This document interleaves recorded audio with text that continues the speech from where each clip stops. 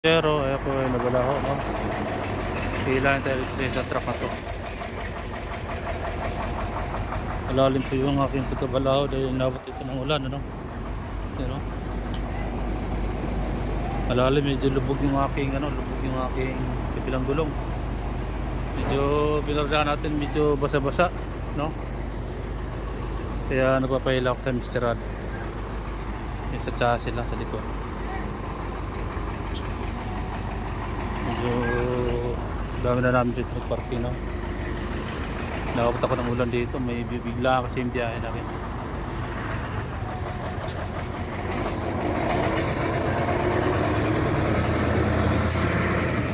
Pero medyo basa-basa ang dadaanan. Medyo trailer lang po ang aking pit-to-pit ang aming hilahin para may pirsado.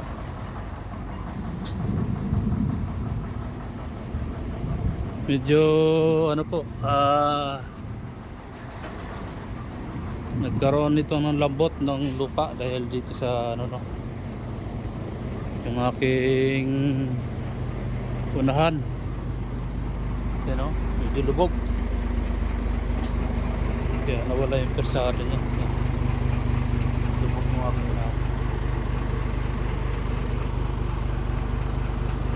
lambot yung gulong yung lupa. Ito nakalutang lang siya, medyo matigas dito banda, kaya madali ko na siya ikabit. Pero pagdating dito ay medyo malambot yung lupa, lalalim. Yan na po yung truck, hihilahin na po ako.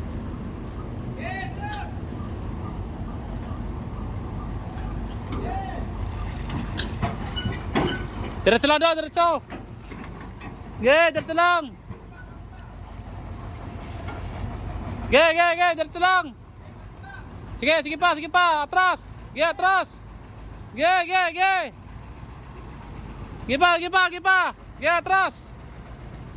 Hop. Tama na dong. Baka na. Mga kabiyero, tapos na po ang aking paghihila ng truck, no? Medyo naiyahaw na tayo ng RJY tracking. Gamit ng kadena, dalawa. Napakalalim ng aking binabalawaan dito sa aking pinaradahan. Kaya let's go to punta na tayo ng pier, mga kabiyero.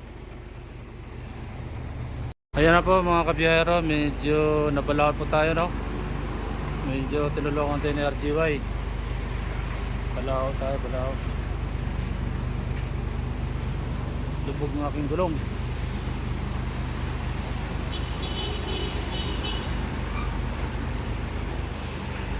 Tama lang din po kasi yung aking booking ay alauna.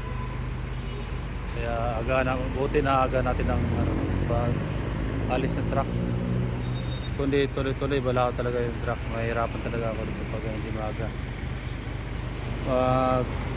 Maghabol sa oras. Buti na alis na si Creditor Black. Grabe putik ko.